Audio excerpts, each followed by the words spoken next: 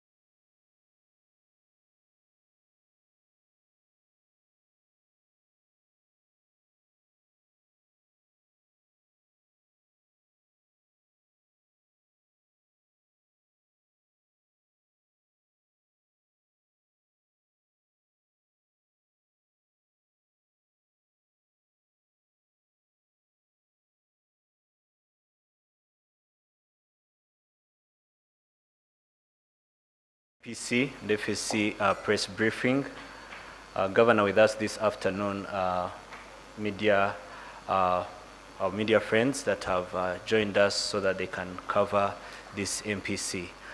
Without any further delay, I'd like to invite the governor for his presentation.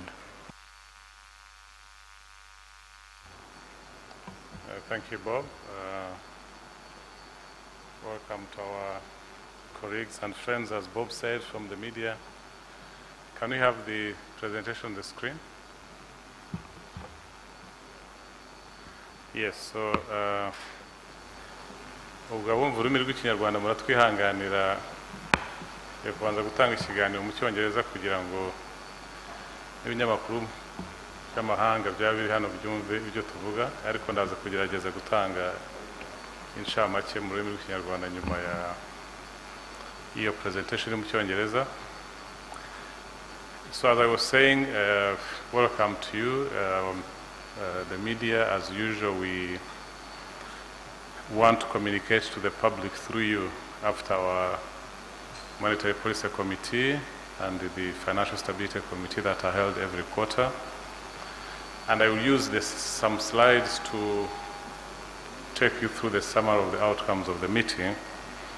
I will start, of course, with the Monetary Policy Committee side.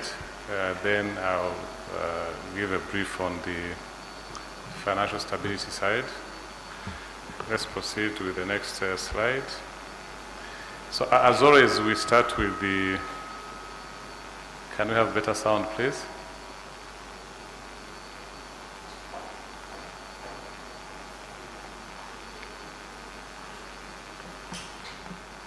So there are some echoes. I don't know if we can't remove these echoes. Yes, so as I was saying, as usual, we start looking at the global economic performance, putting in context of what we do. We are part of the global village today. I won't dwell much on this. You've seen the numbers from the IMF. We're just quoting what we got from the latest World Economic Outlook published by the IMF in July. And as you realize, since November last year, is it November or October, they have been revising their projections. And every time the projections have been revised downwards, just demonstrating the uncertainties facing the world and the challenges we are facing across the world in terms of the economic performance and outlook. So I think here, starting with inflation, which is our main focus as a central bank, you saw this was raised by the IMF in July, currently standing at a projection of 8.3% for this year, 2022. And you can see this across almost every country is facing challenges of inflation linked to the war in Ukraine mainly, but also the challenges with logistics that has been there, induced by the COVID-19 measures. While the world seems to be doing better across in terms of the restrictions of related to COVID-19, we still saw big lockdowns in China this year, and that continued to affect global production and the global economy, but also inflation in general. So these are some of the commodity prices that contribute to that high inflation we see at the global level. Mainly all commodities, whether energy, non-energy, food, all commodities have had their prices going up, and they're expected to remain high for at least this year. They might not continue to go up as much as we've seen between last year and this year, but they're expected to remain up at least maybe to the end of this year. So I don't have to go into the details of the numbers. You have it, and you have it in IMF publications. So focusing now on the that's the economy. That's the global economy, as I said. While it's recovering, but still growing much less than what we saw last year. This year, this was revised downwards to 3.2%. That's the global economic performance for 2022. When you compare that to 6.1% we achieved last year, that's a big drop. So let's go to the regional economies, SSM, Africa. Again, we see reduced performance in terms of the economy in Africa this year. If anything, it's a bit higher than originally projected because we see good performance in Nigeria, linked to the increase in oil prices globally. And Nigeria is the biggest economy in Africa, together with South Africa. So they are doing better this year, and that is pulling up the rest of Africa in terms of the economic performance. So when you go to the Rwandan economy, as you saw, we had a big recovery last year, but that was also linked to a very low base we had of negative growth in 2022. So we had double-digit growth in 2021. So we expect this growth or recovery to be sustained in 2022, but at a much lower pace than we saw in 2021. So when we look at the numbers we track, the composite index of economic activities, we see already Q2 of 2022, the numbers reducing to 10.7% compared to high double numbers we had in Q4 and Q1 this year. So this 10.7% indicates there's slowdown in the recovery or in the performance of the economy for this year. In fact, the numbers we have, the projections we have for the year, as I'm sure Minister of Finance have already raised this, is that we expect the economy to grow by 6% for 2022. So the recovery remains, but much lower than what we had seen last year.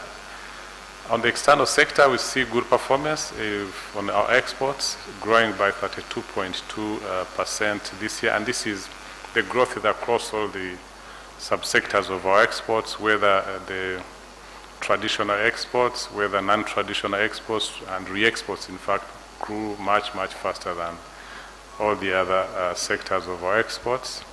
So that's a positive trend we see, and this is also linked to the commodity prices that have gone up globally, as we had indicated in the first slides.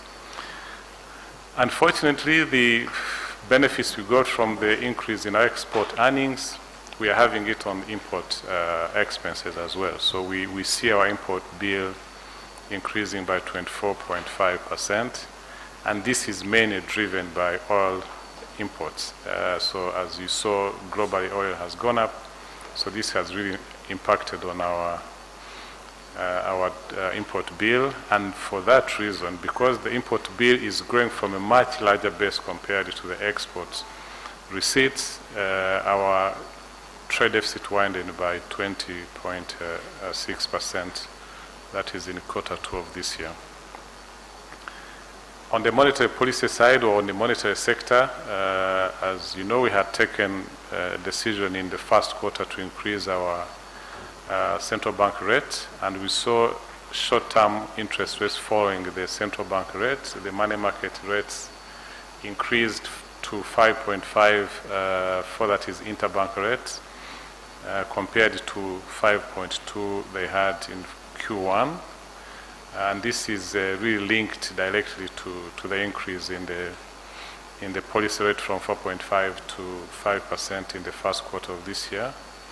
We see movements also in the lending rate, but this is mainly linked to the type of loans. When they are big loans given, normally the interest rate is much lower than small loans.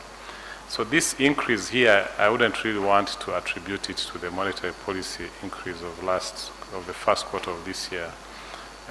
It normally takes about 3 quarters to 1 year to see the transmission of the monetary policy into the lending rates. Let's move on. Now, inflation, I think this is where the main focus of our monetary policy is always at, and for this particular quarter or years, you would understand there's a lot of pressures on inflation. As we saw, there's pressures across the world. and this, of course, impacts us as well. So we see our inflation increasing to 12.1% in Q2 of this year, compared to 5.9% registered in the first quarter of this year. In fact, as you remember, last year, the entire average was 0.8%. So, but because of these global supply shocks linked to the war in Ukraine and the COVID effects that are not yet smoothened out, so we saw our inflation going up in the second quarter. But this is also linked to agriculture. We didn't have good agriculture performance in the first quarter, so that affected our inflation from Q1. We had expected better numbers in Q2. Unfortunately, season B for this year doesn't seem to be good as well. We haven't received the final numbers on agriculture for season B, but what we see in the food inflation indicates that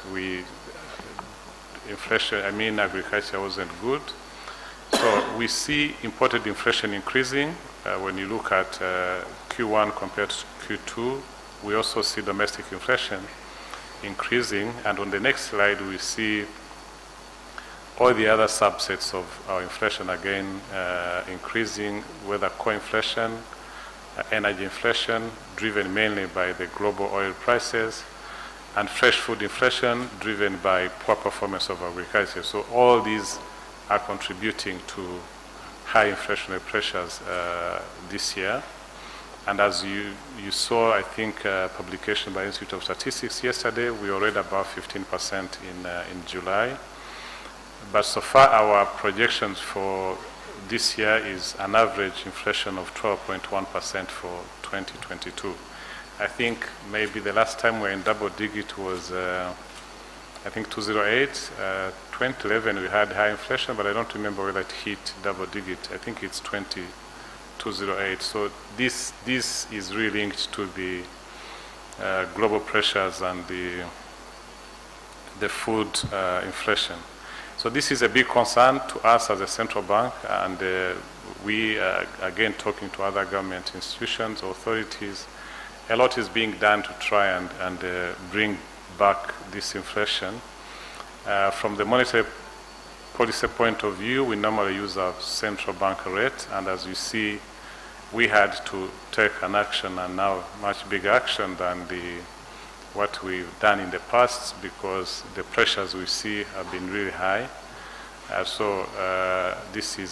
The policy rate is increased by 100 basis points, or by 1%, from 5% to 6%, to try and tame especially second round effects of this inflation.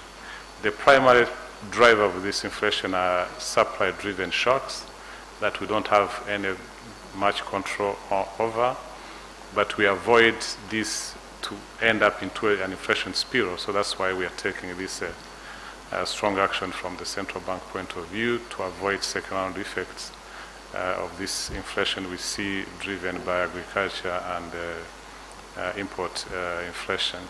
So we expect with this decision and other measures coming from government, we expect that inflation will go back to within our band by the second half of next year of 2023.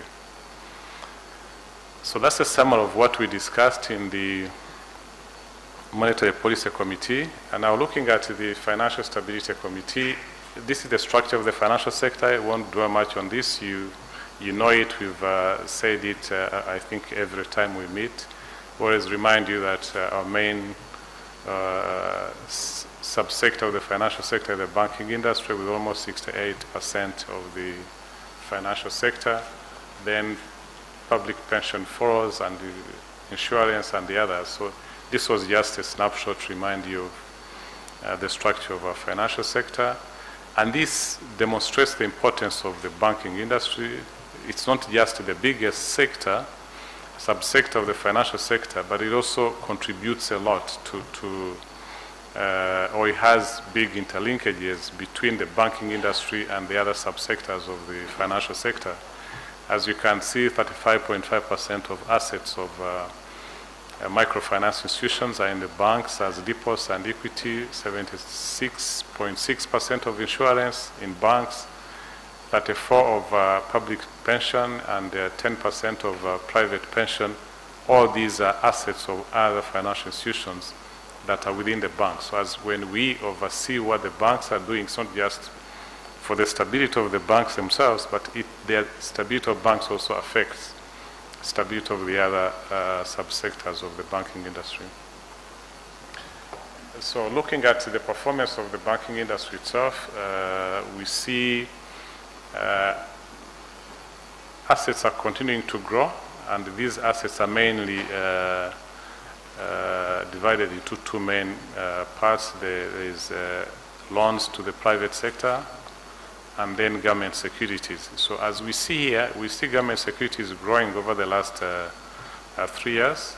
In fact, grew from between 19 and 2020, mainly because of the challenges with COVID. So there was slowdown in private business, so we saw that growth. And as economy is recovering, so we haven't seen again the private sector picking up quickly, so you see that slight reduction as a share of assets vis-a-vis loans to the private sector, and slight increase in government securities. But whereas one would wonder or would ask, is government crowding out the private sector? We would say no. When you look at the numbers, there's still enough resources to continue financing the private sector. So the level of government borrowing from our banking industry is not yet at a level that can threaten credit to the private sector. I think this is briefly what I was saying in terms of the loans to the private sector continues to grow, so we don't have any change there. Maybe come back a bit to that slide. I think when you look at the share of different sectors in terms of the financing from the private sector, I think what's interesting here is to see manufacturing is picking up, and I think commercial real estate has been growing at a lesser pace, and then same with hotels, and so we see new, especially manufacturing. I think it's the sector that is coming up as a dominant receiver of credit from the banking industry. So that was just a summary of funding showing the growth in deposits. So this sector, this slide shows our main focus as a regulator. Of course, the stability of the sector is what concerns us most. And we have three main measures of the stability of the sector. One is the capital. We use what we call the capital adequacy ratio. The minimum that any bank should not go below is 15% for the capital adequacy ratio. And when you look at the global, or the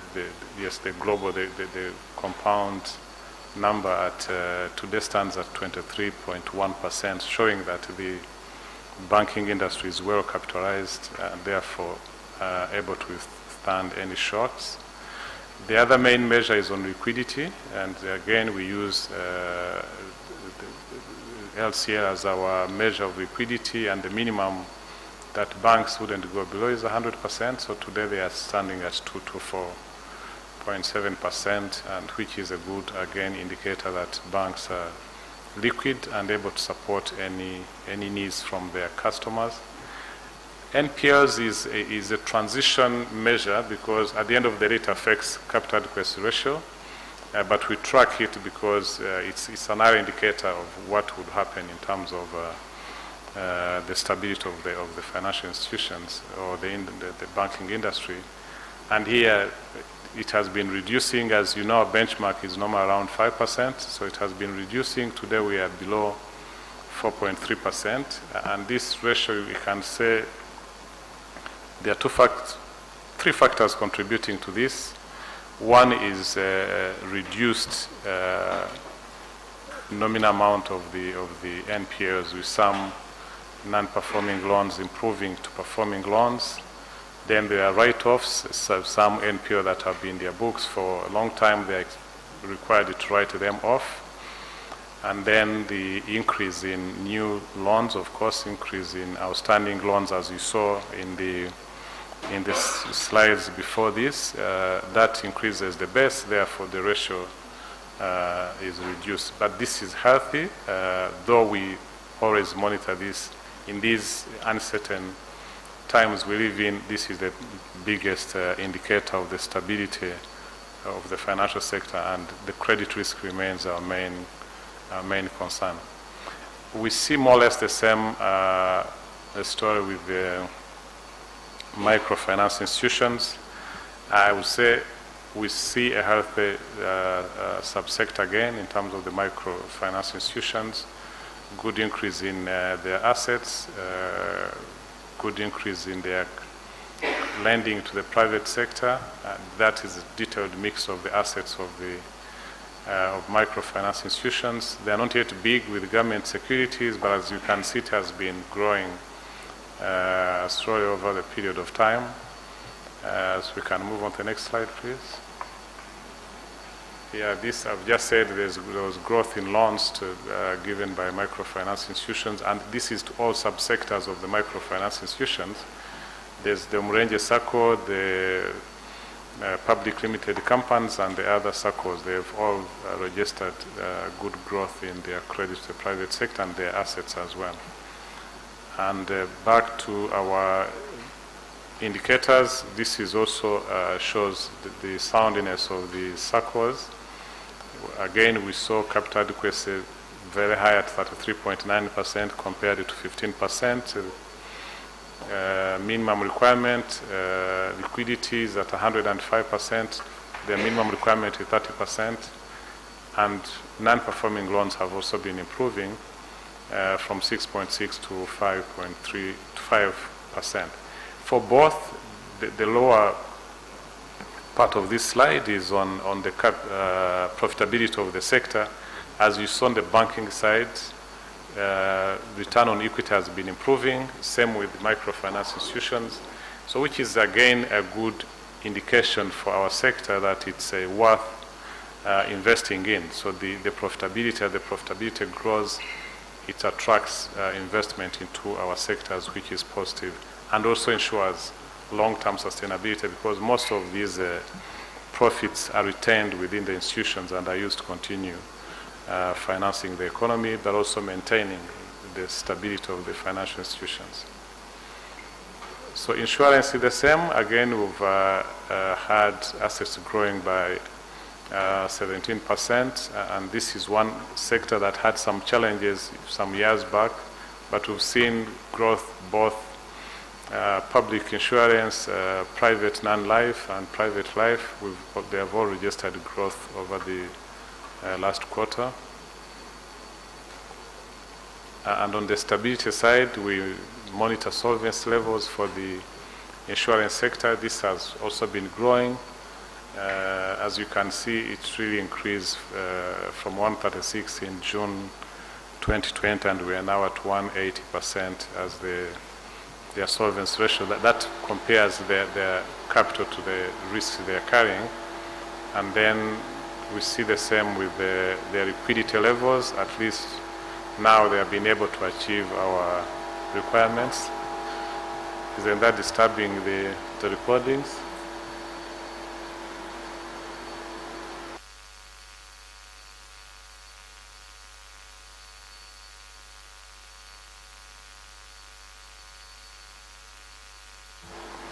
Okay, we can proceed.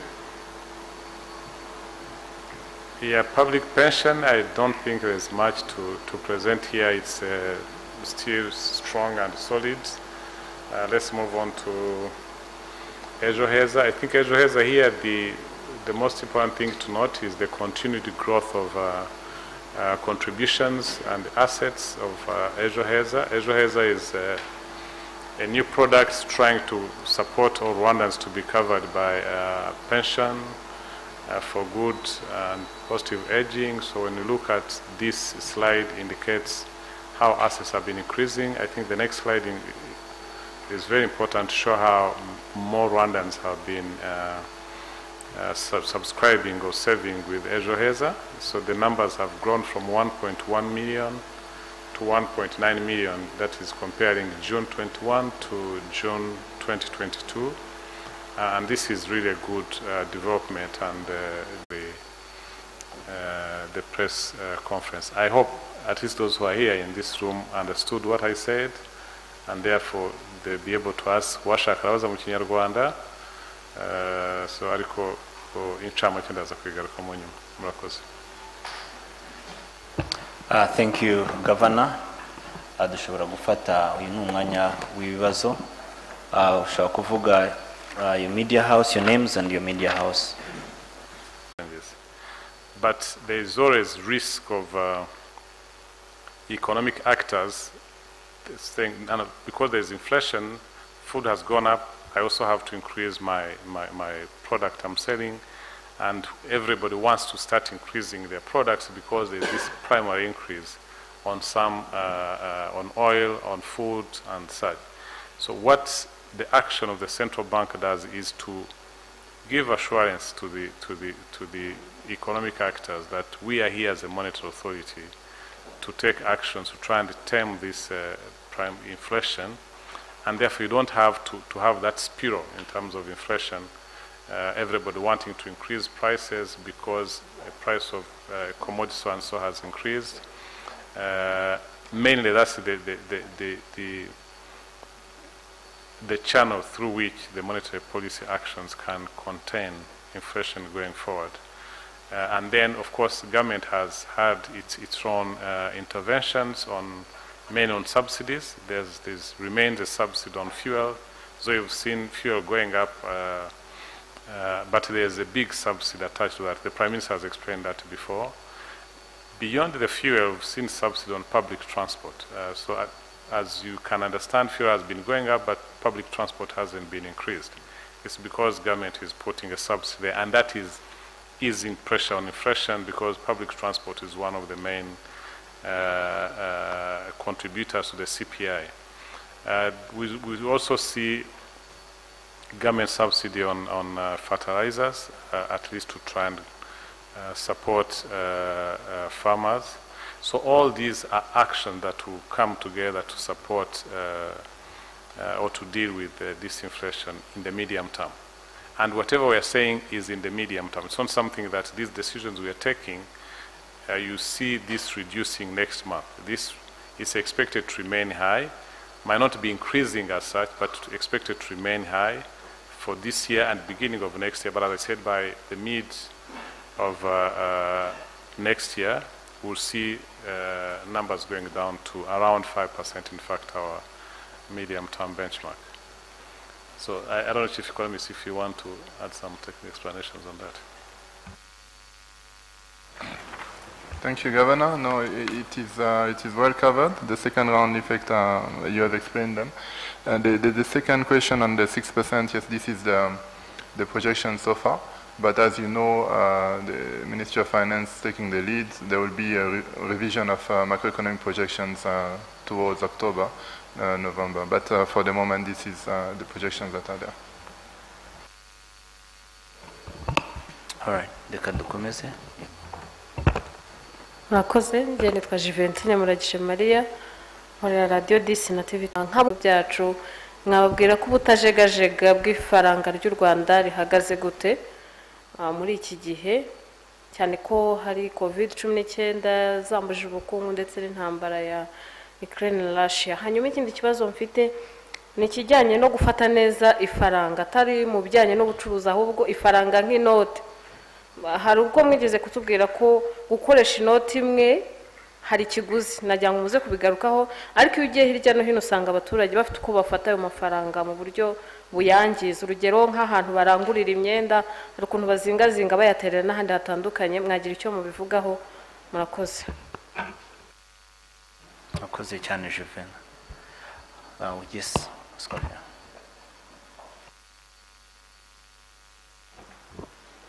Murakoze, nitwa Scovia Mutesi, ndi umwanditsi w'ikinyamakuru Mama w'u Rwagasabo.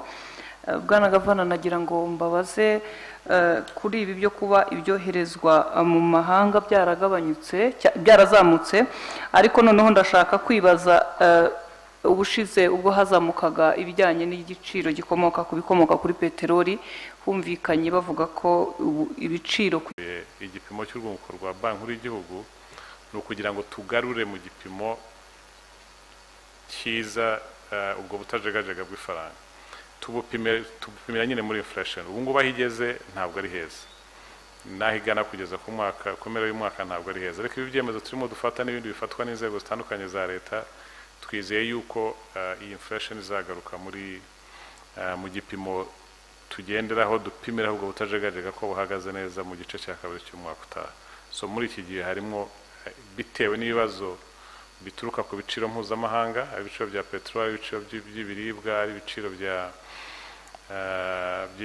inyongeramusaruro ifumbire ariko noneho kuba ubuhinzi butaragenze neza muri iki gihembwe ari icya mbere cyarangiye mu kwezi kwa mbere ari icya kabiri cyarangiye mu kwezi kwa gatandatu tubona ibiciro by'ibiribwa byarazamutse cyane ibyo byose byagize ingaruka kuri ku ifaranga ibyo dushobora kugura ku isoko ibyo rero navuga yuko niyo mpamvu dufata ibyemezo navuga ko bikarishye kuzamura urwunguko rwa banki nkuru y'igihugu ntabwo ari ikintu dufata mu buryo bworoheje ariko turashaka guhangana n'icyo kibazo gikomeye kurusha kuko iyi inflation ibaye hejuru igira ingaruka mbi nini ku bukungu kurusha kuba twazamura urwunguko dutanga cyangwa se n'amabanki yazamura urwunguko yaka ku bayigana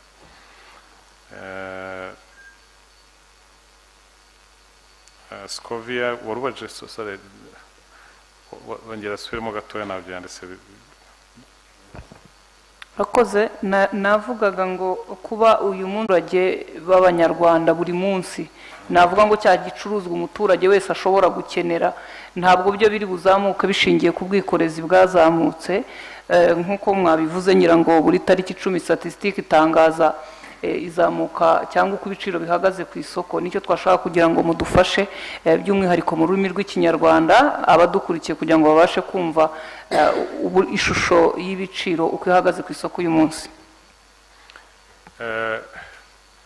kuzamuka kw'ibikomoka ku biciro by'ibikomoka kuri peteroli ni ikintu kimwe navuga ubundi cyakabaye gitoya iba aricyo cyari cyo cyonyine kuko iyo urebye uko umwaka watangiye byagiye bizamuka ariko cyagiye gituma tubona ibiciro byarazamutse hafi ku bicuruzwa byinshi nuko habayeho kuzamuka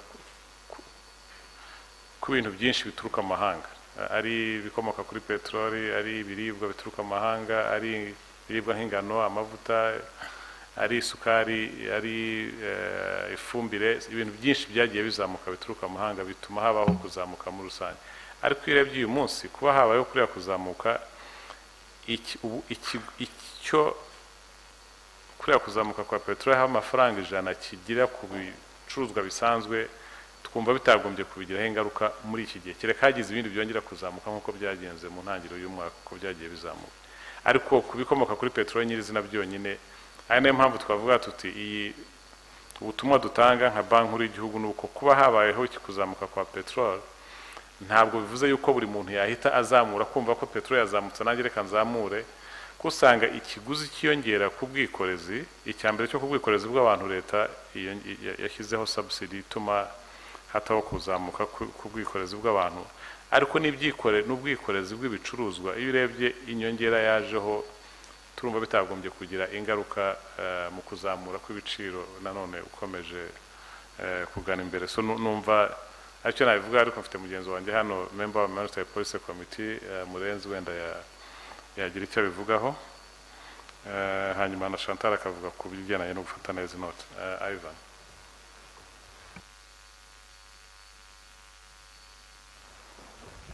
Murakoze Gavana icyo nakunganira nuko kuzamuka kw'ibiciro bigenda biherekanya n'igihe gishize no kuvuga ngo umwaka ushize wa 2021 twabonye ko inflation cyangwa se ibiciro muri rusange byari hasi kandi nabyo byahuzaga n'umwaka wundi wari ushize no kuvuga ngo rero yo uva ahantu hasi nibugereze kubisobanura yo ibyo twita base effect nabyo hari icyo byagizemo uruhari kw'ibiciro tubona hari ibyo Gavana asobanuye haba ibiri imported haba n'ibiri domestic prices ziyongereye, ariko nanone kuko muri 2021 ibiciro byari hasi, iyo base effect nayo igiramo uruhari mu gutuma ubu ngubu ugereranya ukwezi kwa mbere cyangwa se kwa gatatu ku mwaka ushize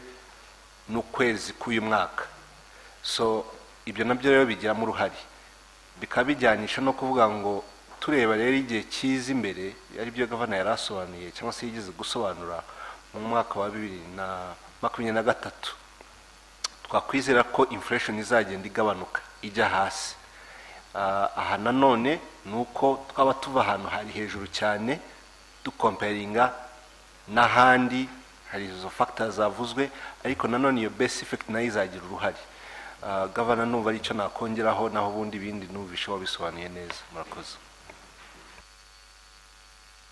Murakoze nyakubahwa gavana.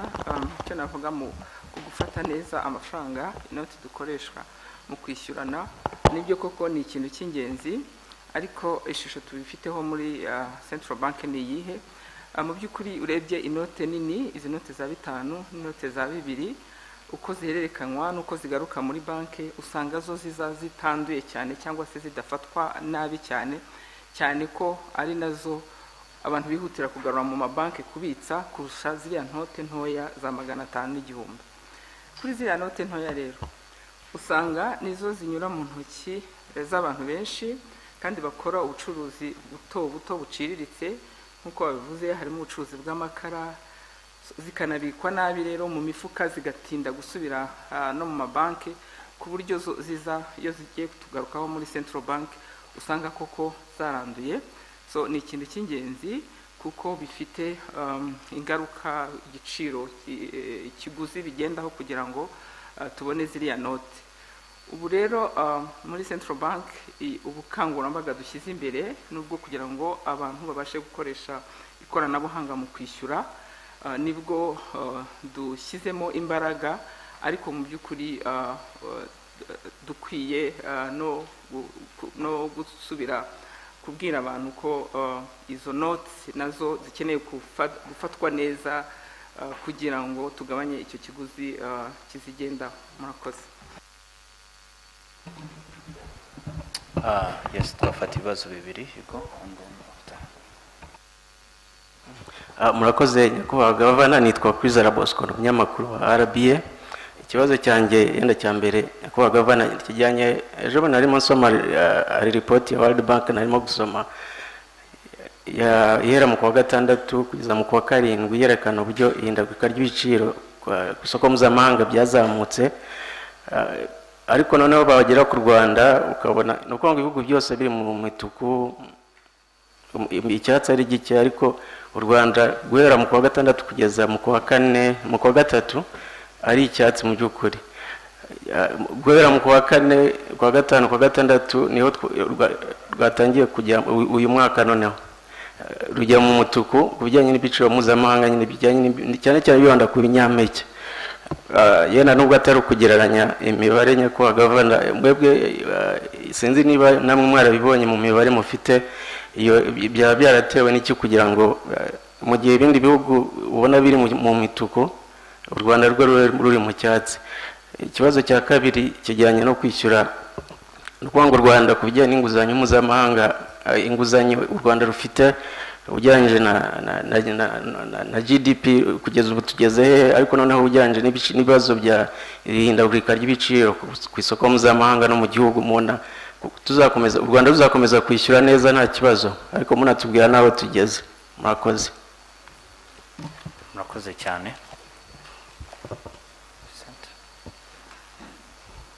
Vincent Gassan.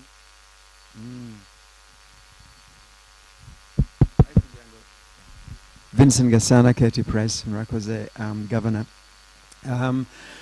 Ubwo turebye inflation twavuga ko ikintu giteye impungenge cyane muri byose ari primarily inflation muri economy yose.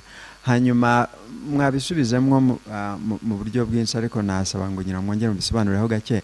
Niba primary concern ari inflation, ni controls nyabake twebwe nk'igihugu dufite kandi inflation the rate of inflation bikaba bituruka hanze twebwe dufite controls ingana zite kuba twabigabanya ikindi nashaka kubaza hari mystery ngewe kuri ngewe mu inflation yo mu Rwanda hari sinzi mwebwe mu bireba ukuntu rimwe na rimwe bisa nkaho the economic indicators zitagira nizo naho zihuriye n'ibyo abantu bikorera bumva ikintu bakagenda bakikorera cyabo nk'ubu nk'urugero hari umuntu yaguraga se tuvuge ikiro cya coffee ibihumbi 4 none ni ibihumbi 7 umuntu yakibaza almost double ndibaza uwo murongo hagati ya yuko economic indicators zimeze n'ibintu abantu bibwira again controls nibi mwabisobanuye ho gato ariko controls dufite kugira ngo abantu bagendere kuri real figures nizihe tuba dufite murakoze Rakoze Vincent ngira ngo twabanza tugasubiza ibyo ngibyo kuri ikibazo wabajije cya muri iyo raporo ya Central Bank ya World Bank sinzi icyatsi aho gihera naho kigarukira navuga ko twari mu cyatsi kugeza mu kwezi kwa gatatu cyangwa kwa kane kwa mu cyatsi twari tutararenga igipimo cyacu tugendeho kuri inflation itameze nabi ubundi ni hagati ya 2 n'8% kugeza nyirango mu kwezi kwa gatatu nibwo twari dufite 7.5% igihembwe cya mbere impuzandengo yari 5.9%, so twari mu cyatsi rero nta kibazo twari dufite ariko uko ibibazo bya Ukraine bigenda bitugeraho kandi intambara ya Ukraine yatangiye mu kwezi kwa kabiri cyangwa kwa mbere uko ibibazo byagiye biza noneho natwe bigenda kugera bitugeraho twagiye kugera mu kwezi kwa kane itangiye kuzamuka so kuva icyo gihe rero urabona ko ibyo bibazo birahari so mbere nubwo twari dufite inflation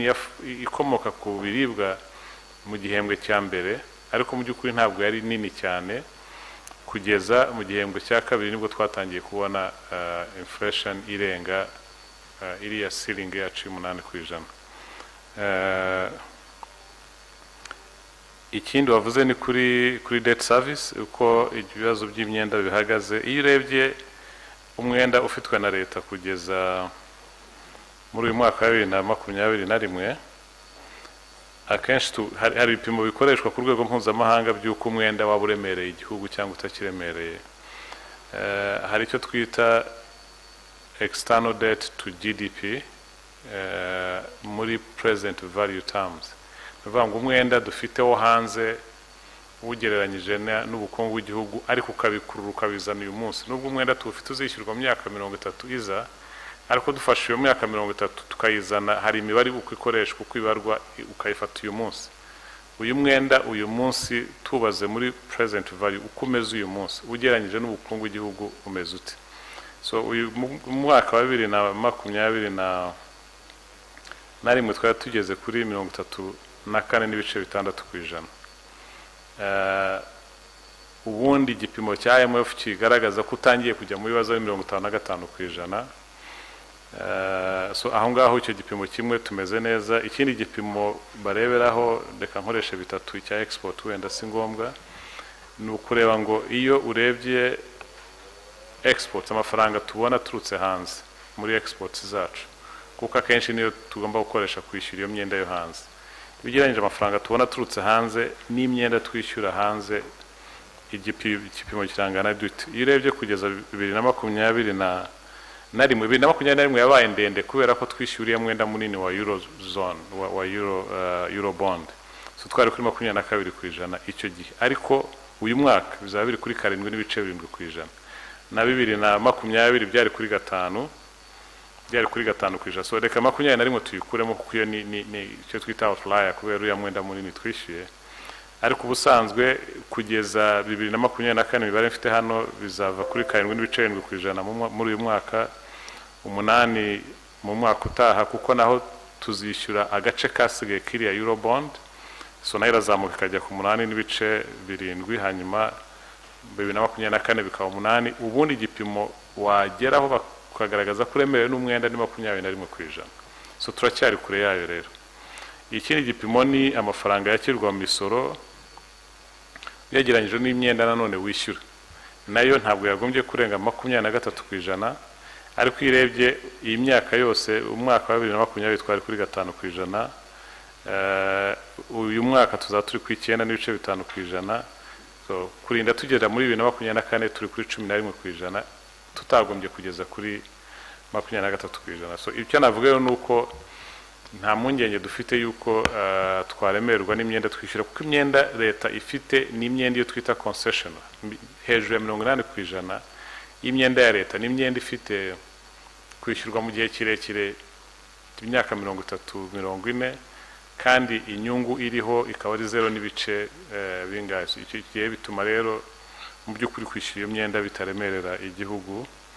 Nubwo haje mu iki kibazo cya inflation, icya mbere cyo nsubiye kuri byo navuze mbere, uko tubibona nicyo twita shock y'igihe gitoya. Ni shock igo yagombye kuvamo mu myaka, mu gihe kitarenze imyaka bigenze uko tubibona mu mwaka utaha inflation yaba ya shock yashize.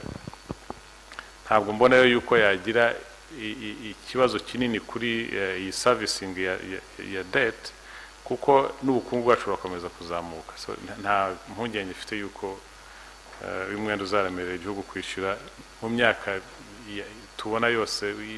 Wumva haye kugeza 24, ariko niyo kuri ukageza 50 nta kibazo tubona kugeza ubu ngubu. Ikibazo cya Gasana, urashaka kuyisubiza mu Kinyarwanda cyangwa mu Cyongereza? Thierry, did you hear that question? Would you want to answer it in English? Cyangwa Kasaya agisubiza mu Kinyarwanda? If you could repeat that quickly. It's like, do we have any controls on this imported inflation? So what are we doing to, was it, or you want to repeat it in English?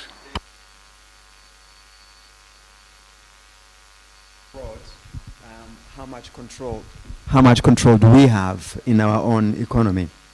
What can we do to lower it?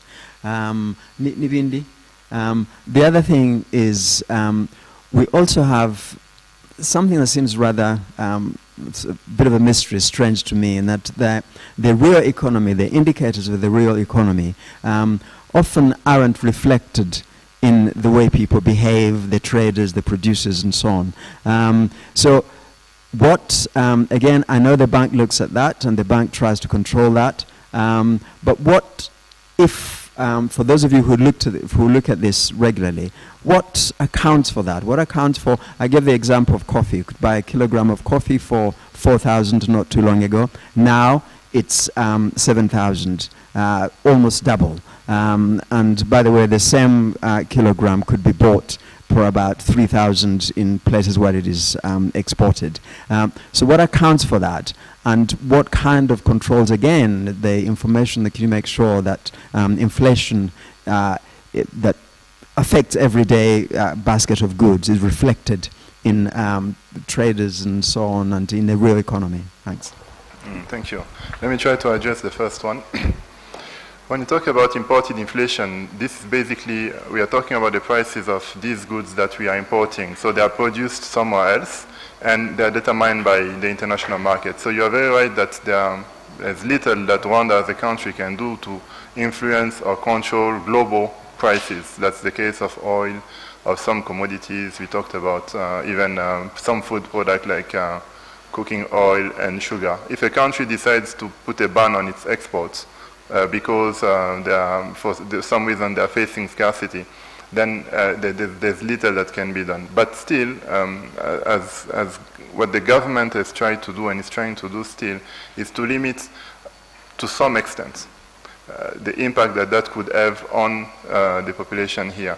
So that's the measures that Governor was talking about for subsidizing some sectors, public transport, fuel, agriculture inputs, etc. This is to say, let's not get 100% of the shock, but let's absorb part of it through actually government spending or reduction in revenue. So that's what at the country level the government is trying to do. As monetary policy and monetary authority, we also cannot act directly on the shock. So as the governor was explaining, what we are trying to do is to act on, do the maximum to limit the second round effect.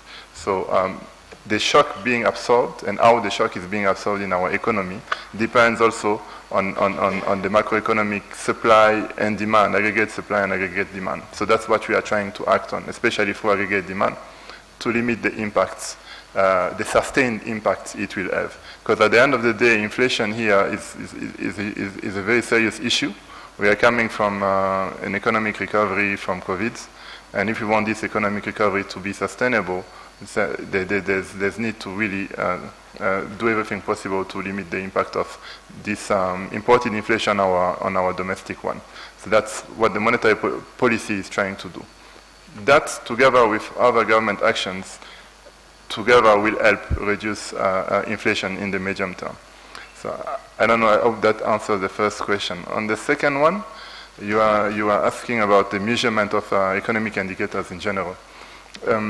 Measurement is not perfect. As economists, we look at measures that are not perfect, I agree with you, but they are macroeconomic indicators. So that's what we have to keep in mind. So however much they are not perfect, the trends, the way they are measured, if it stays the same, the trend says something, right? If something has increased by 10%, it's the same measures that was last year. So it says something of the overall economy. And then you have to find a way to aggregate, to have an indicator that is showing the entire country, right? If you talk about the price of coffee is one element. But what is the share of coffee in the consumer's basket in Rwanda? How many Rwandans do consume coffee? That's the question that is being answered by NISR when they do their surveys, right? And that's how they compute the CPI, the Consumer Price Index, and its basket. So prices of different goods do not have the same weights. When we talk about 12% inflation in Q2, it's by aggregating all these goods that are in the consumer basket of Rwanda, depending on the share they have. That's why food items have an important share, because in terms of consumption, Rwandans consume a big part of their income in food. So the consumer basket in Rwanda is not the same as the consumer basket in Europe, etc. So that's why, to some extent, different prices do not act on overall inflation the same way. But us, we are interested in overall headline inflation, so looking at the consumer basket of the population at large. The same for GDP, we are aggregating data, NISR is aggregating data, so you are looking at macroeconomic data. And again, there are techniques in statistics to estimate and aggregate it the best possible. So macroeconomic indicators are not ideal. There are some issues, but it's the best we can track to have an idea of what is happening at the macroeconomic level. Thank you. I think Gasana's question, the second one, also had something to do with how market participants interpret what's happening, if I heard you. That's why you come in. That's why you come in as a journalist to, make the things more understandable. And that's how the partnership happens. So what we are doing here is to, first of all, give clarity on what's causing what and what's being done, as just Thierry explained. And I think as we engage through partnerships with you, the journalists and others, the expectation is that we influence the understanding, the appreciation of what's being done, and how things affect the other. For example, just going back to the interventions of government to manage prices of imports, namely fuel. The global prices would imply that our price on the market here would be much higher than it is now. So as Thierry explained, is the government minimizes that effect to the Rwandans by subsidizing, not completely take away the price increment, but at least manage it so that the effect to the people in the country is manageable. It would have been a bigger shock. So now that's information that once market participants understand, it becomes useful. It becomes useful to know that if I'm paying taxes, the government is using those taxes to do this and this in care of how the economy is stabilized, but also how I'm affected. And I think that's really something that we have to work together in how we help all market participants, all Rwandans understand indeed what's happening. That's our responsibility all together. But two, to clarify where there are misconceptions. And I think it's very important. If I also add to what Thierry explained, what's being done in terms of managing imported inflation, for agriculture, for example, if you've followed the Minister of Agriculture, but the whole government from local leadership is now encouraging farmers to actively use all the land that they have. And that can make a big difference because there's always land that's not cultivated actually. So if you do sensitization, that means in the next season we can have more produce despite of the other, obviously, weather constraints, but just the maximum utilization of land makes a difference. That's in response to the ongoing challenges in terms of food imports. The second thing I would add is also to just engage the private sector in terms of how best they can, source the different imports from various countries. If, for example, cooking oil has been mainly imported from a given country, the Ministry of Commerce engages other potential sources together with the private sector so that there could be other sources which is meant to be able to reduce that price shock. So I think there are different ideas in addition to just what Thierry, I wanted to just add those. It's not that nothing's being done. There's lots of efforts being done. The shocks are big, but I think they're being managed over time. Thank you. Governor, we still have some questions.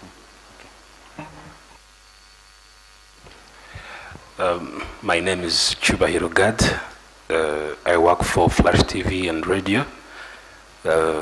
Mbabarire nkoresha ikinyarwanda. Ibibazo byanjye birabaza ku rwego rw'amabanki mu Rwanda. Ikibazo cya mbere, hari aho abaturage bagiye batugaragariza ko banki zitesha agaciro ingwate zabo ku buryo bo bamaze kubona ayabo nta kintu babivuze, so bigatuma ba nyiri ingwate babigiraho ikibazo. Nka Central Bank hano mu hakora hiki cyangwa se ni izihe ngamba mufata kugira ngo umuturage ye guhendwa? Icya kabiri ni contract ziri mu ndimi zitari ikinyarwanda, ndavuga mu mabanki. Ukajya muri banki ugasanga contract baguhaye mu gifaransa, mu cyongereza, rimwe na rimwe bamwe niba bashe ku accessinga loans kubera yuko ziri mu ndimi batumva. Aho murahavuga iki? Icya gatatu nsorezaho, mu rwego rwo kugira ngo habeho wallet to bank nk'uko mwahoze mubitugaragariza hariya, kuki amabanki buri atakuraho ikiguzi cyo gukoresha umuntu avana kuri telefone yohereza kuri banki? Hari ikiguzi usanga cyo kiri hejuru, usibye nka banki ya CSS niyo nabonye badagira cost nimwe yo transferring amafaranga yavana kuri telefone yajyana kuri bank account iyo ari yose ni ari umuntu woherereza. Kuki izindi banki nazo zidashobora kubigenza ngo wenda nka gutyo kugira ngo izo cost ziveho mu rwego rwo kugira ngo abantu babashe gukoresha banki cyane? Niba mufite ibyo mwabitubwiraho mwamukoze cyane. Murakoze. The Governor, can I request you to respond to questions?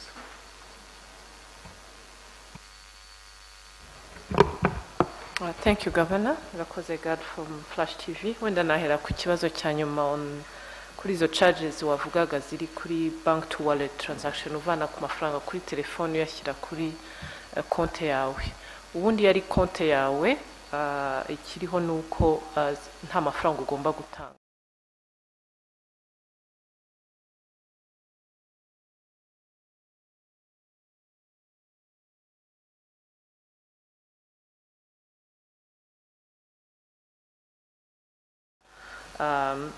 no kumvikana na mobile network operators nuko izo charges uvana amafaranga kuri telefone yawe yashyira kuri konti yawe ya banki cyangwa se uyavana kuri banki yawe konti yawe uyajyana kuri telefone yawe nta giciro gicibwa kugira ngo dukomeze dushyire ingufu muri cashless. Icya kabiri wari wabajije kuri kontra mu mabanki ziri mu zindi ndimi zitari Ikinyarwanda, ubitegeko rirengera abakoresha serivisi z'imari ryo rivuga yuko umuntu agomba kubona kontra iyo ari yo yose muri banki mu rurimi yumva, ubwo ni Ikinyarwanda. Ubu hanashyizweho regulations, amabwiriza aho dusaba amabanki yose adafite izo kontra mu ndimi zose zikoreshwa cyangwa zemewe mu Rwanda ko agomba kuzishyiraho. Iyo enforcement yaratangiye, ubwo rero banki yaba itabyubahiriza nayo yahanwa, nabyo birateganyijwe muri ayo mabwiriza. Ikindi kuri wavugaga ku ngwate n'agaciro k'ingwate, wenda naza no gusaba bagenzi banjye muri banking supervision bakamfasha. Icyambere wenda nagira ngo ngarukeho nuko kuvuga uti twarengera gutuma umuntu watanze ingwate yaba yarananiwe kwishyura, wenda ingwate ikaba yateshwa agaciro. Aho ni naho mpamvu hagiyeho ku rwego rwa leta iriya system ya electronic yo gushyiraho cyamunara mu rwego rw'ikoranabuhanga kugira ngo amanyanga yajyaga aba muri cyamunara agabanuke. Icyo ni icyambere. Ikindi nashakaga kugarukaho nuko umuntu kugira ngo ingwate bayifatire ni ukuvuga ko abatishyuye banki. Icyo dushaka no kugira ngo na banki zibanze gutanga inguzanyo no kugira ngo turinde ubutajegajega bw'urwego rw'imari. Banki zitanga inguzanyo ku bantu zibona koko bashobora kwishyura.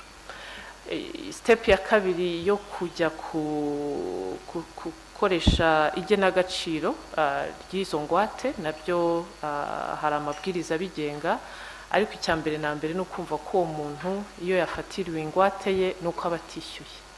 Aho rero niho twe tugerageza cyane cyane kureba yuko ese uwo muntu ashobora kwishyura, ese banki koko imuha umwenda iyo ngwate yari yanganaga n'agaciro k'uwo mwenda kugira ngo iyo banki itazahomba. Ariko wenda naza gusaba sinzi Edward niba kuri ibyo bya collateral valuation hari icyo wanyunganiraho. Thank you.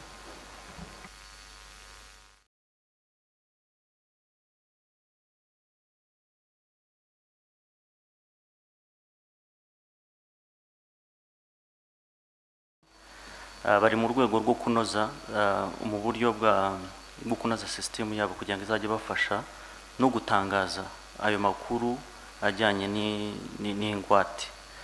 Ikindi nuko nanone uru rwego rwa professional valuers bari mu kunoza nanone skills zabo kugira ngo bashobore kuba bafasha kugira ngo bongere ubumenyi n'ubushobozi kugena agaciro k'ingwate baba batanze mu mabanki. Ariko wenda ikintu twasobanuraho nanone twavuga yuko iteshwa ry'agaciro k'ingwate akenshi kubera ko ya system twavugaga yagiyeho yo gufasha no kugabanya icyo nakwita misconduct yabaga muri public, yari ukugabanya nanone icyo cyuho cyajyaga kibaho cyane cyane kubera ko abantu bamwe bateshaga agaciro ukurikije uko byari bimeze. Twavuga yuko iyo system nibura irimo kusa nkaho ifasha kugabanya n'icyo cyuho cyabagaho cyangwa se n'ibyo nakwita misbehavior yabagaho. Ikindi ubwo no kuvuga ngo ubonye iyo system kuri agaciro kagenwa n'isoko, twitwa yuko mwese mujya mu ipiganwa ushoboye gutsindira nanone ni nawe wegukana icyo bakwita nk'ingwate. So muri make twasa nkaho tongera kugaragaho yuko iya system bashizeho niyo gufasha nanone kugabanya icyo cyuho cyajyaga kibaho cyangwa misbehavior yabagaho mu isoko, cyane cyane yuko abantu bamwe basaga nkaho baje nk'uku niba nabita nka ibyo bitaba mama, ariko ntabwo ari byabaga ari byo mu by'ukuri. Nakoze ushatse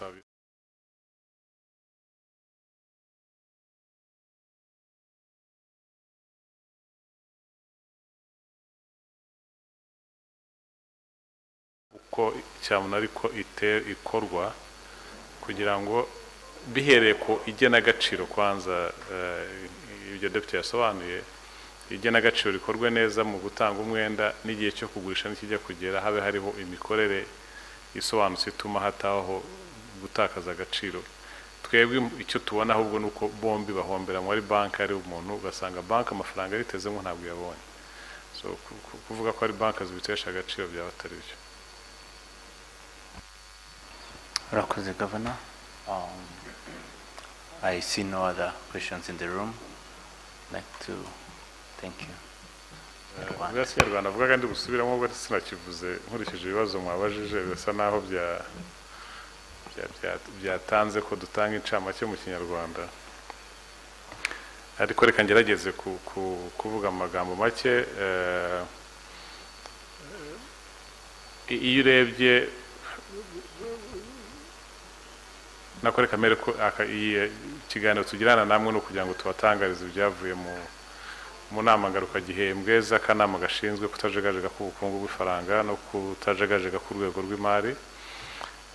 Twahereye tubereka uko ku rwego mpuzamahanga bimeze kuko ibyo dukora nk'igihugu tubikora dukikijwe n'isi yose. Ibibazo rero biba ku rwego rw'isi mu bukungu bitugiraho ingaruka nk'igihugu. Twagaragarije ku rwego mpuzamahanga ubukungu bw'isi butifashe neza ko uyu mwaka nubwo buzatera imbere ariko buzatera imbere ku gipimo cyo hasi cya 3.2% ugereranyije na 6.1% twari twabonye mu mwaka ushize.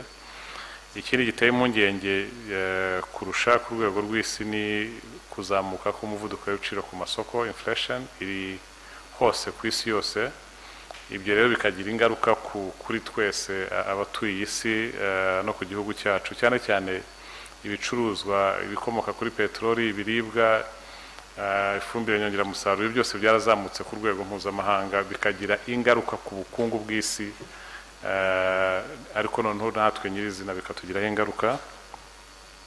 Nabizana rero ku rwego rw'igihugu cyacu twerekanye yuko nubwo hari ibibazo ku rwego mpuzamahanga ubukungu bw'igihugu cyacu bugaragara ko buzakomeza kuzahuka uyu mwaka wa 2022 ariko bikazaba hasi yuko byagenze mu mwaka ushize. Umwaka ushize ngira ngo twabonye 10.9% ubukungu bwazamutse mu mwaka wose kubera ibyo bibazo biri ku rwego mpuzamahanga no ku buhinzi butaragenze neza mu gihembwe cya mbere n'igihembwe cya kabiri. Ubukungu bw'igihugu cyacu uyu mwaka bwitezwe ko buzazamuka 6%. Ariko ikibazo kinini kikaba kigaragarira mu muvuduko w'ibiciro ku masoko. Cya kibazo navuze ku rwego mpuzamahanga natwe cyatugezeho nk'u Rwanda. Ibiciro umuvuduko w'ibiciro ku masoko ngira ngo maribonye imibare yatangajwe n'ikigo cy'ibarushamibare ejo kigaragaza yuko umuvuduko w'ibiciro ku masoko mu kwezi kwa karindwi wari umaze kugera hejuru ya 15%. Siyo turebye ku mpuzandengo muri uyu mwaka wose tubona ko dushobora kugera kuri 12.1% ari inflation ku rwego rw'igihugu cyacu. Icyo ni ikintu giteye impungenge cyane kuri twebwe nka banki ishinzwe kubungabunga kutajegajega kw'ifaranga ubwo ni ku isoko. Bigatuma bidusaba gufata ibyemezo bihangana n'iko kuzamuka k'umuvuduko w'ibiciro ku masoko. Aho hariyo mpamvu y'agaciro akanama gashinzwe politiki y'ifaranga kafashe icyemezo cyo kuzamura urwunguko rwa banki nkuru y'igihugu kuva kuri 5% kujya kuri 6% kugira ngo dukomeze guhangana cyangwa se dutanga umusanzu wacu mu guhangana no kuzamuka kw'ibiciro ku masoko. Kuzamuka kw'ibiciro ku masoko ni ikintu kibi cyane muri economy iyo ari yo yose. Ntabwo wagira ubukungu buteye imbere burambye hari umuvuduko kw'ibiciro ku masoko muremure. So niyo mpamvu twafashe icyemezo cyo kuzamura urwunguko. Iyo turebye iki cyemezo twafashe giherekeza ibyemezo bindi bifatwa na leta, hari ugutanga cyane cyane nkunganire ya leta itanga ku bagenzi ku byo baka abagenzi mu modoka, nkunganire ya leta kuri peteroli cyangwa se ku bikomoka kuri peteroli muri rusange no ku nyongeramusaruro. n'ibindi bikorwa birimo bigerageza gukangurira abahinzi kuzamura kuzitabira guhinga neza, bagakoresha ifumbire neza, bagakoresha imbuto z'indobanure kugira ngo igihembwe cya mbere cya 2023 kizagende neza. Twizere ko ubwo n'ikirere kizaherekeza izo ngamba zirimo zishyirwaho na leta.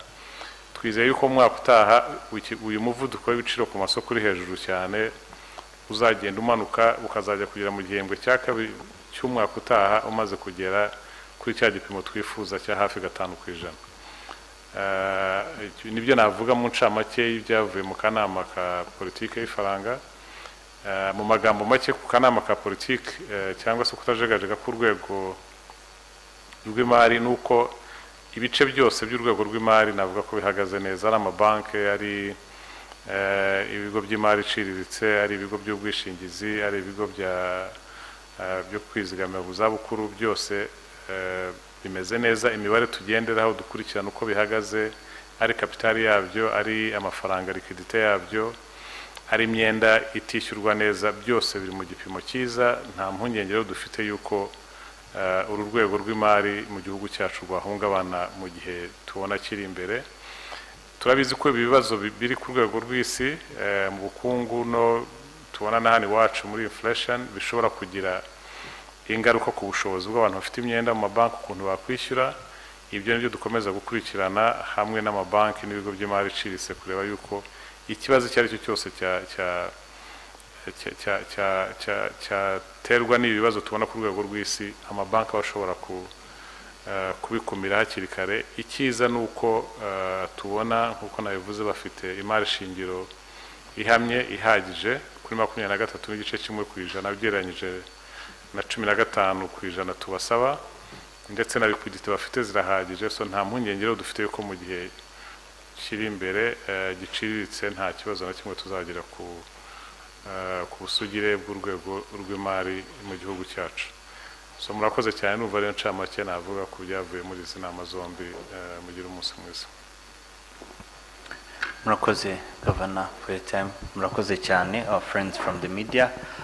This brings us to the end of this press conference. Thank you so much. Good evening. Reka mbibutse ko hano mu Rwanda hari kompanyi yitwa Rwanda ikorera mu mujyi rwagati mu nyubako ya Makuza Peace Plaza ku muhanda KN Kane Avenue muri etage ya 3 block B umuryango wa 15. Iyi kompanyi ikaba itanga services za air ticketing cyangwa se travel agency, kujyana abantu kwiga mu mahanga no kubasabira visa mu bihugu nka Canada, Leta Zunze Ubumwe za Amerika, Ubuholandi, Ubwongereza na Ireland. Iyi kompanyi ibafitiye umwihariko ku banyeshuri batsinze neza ibizamini bisoza amashuri yisumbuye, kuko ibafasha kubona scholarship zo kwiga muri kaminuza zo muri Canada, aho umunyeshuri yishyurirwa amadolari ya Canada 10,000 maze nawe akishakira amadolari ya Canada 5,000 bisigaye.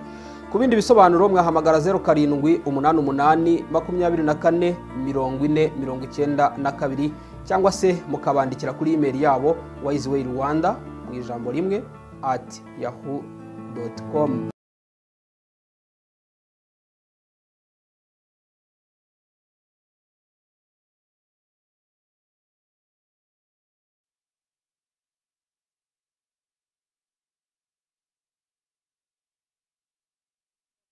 tubaciramo mu ncamake ku byavuye muri aka kanama gashinzwe agaciro k'ifaranga. Inama yateranye kuri uyu wa 9 2022 igamije gusuzuma ibyagezweho nyuma y'ingamba zari zarafashwe umwaka ushize. Ariko wenda reka duse nkaho tubereka mu by'ukuri ishusho nyirizina y'uko byazamutse cyangwa imari shingiro yazamutse.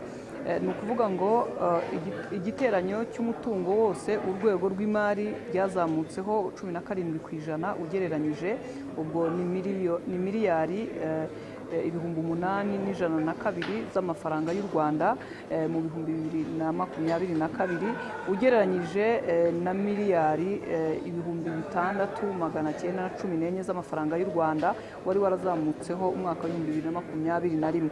Muri urwo rwego rero amabanki umutungo wayo wariyongereyeho 18%. Mu by'ukuri umuntu yavuga ngo habayeho kwiyongera k'ubukungu mu bintu bitandukanye. Guvana yashobeje gusubiza harimo n'ikijyanye no kwibaza ngo kuki u Rwanda rwagumye mu ibara ry'icyatsi kibisi mu gihe ibindi bihugu bitandukanye byagiye mu ibara ry'umutuku. Yashubije avuga ko biterwa n'uko umwenda u Rwanda rufite uyu munsi rutarageraho rurengerwa n'umwenda. Ikindi yamaze impungenge ko impamvu imwe yonyine yo kuba hazamuka ibikomoka kuri peteroli bitaba impamvu ikomeye yo kuzamura ibiciro ku isoko. Gusa nyine haracyari impungenge ko ibiciro ku isoko bizakomeza kuzamuka mu gihe haba hari ibindi bitandukanye ku isoko bikomeje kuzamuka hadashingiwe kuri ibikomoka kuri peteroli. Mu gihe rero bimeze bityo ni ukuvuga ngo intambara ya Ukraine na Russia mu gihe gikomeje kuba byagorana ko ababasha kuvuga ngo ibiciro bizagabanyuka mu buryo bugaragara. Ibyo rero reka dukomeze twizere ko hari impinduka ikomeye. Bongeye no kumara impungenge ku bakomeje kubona inguzanyo muri banke ku biciro biri hejuru n'ibindi bitandukanye. Inshuti bakunze rero twabanye, reka mbashimire. Na Riskovia Mutesi yari mama w'u Rwanda Gasabo TV. Dukomeze kubana muri ibi biganiro bikomeje.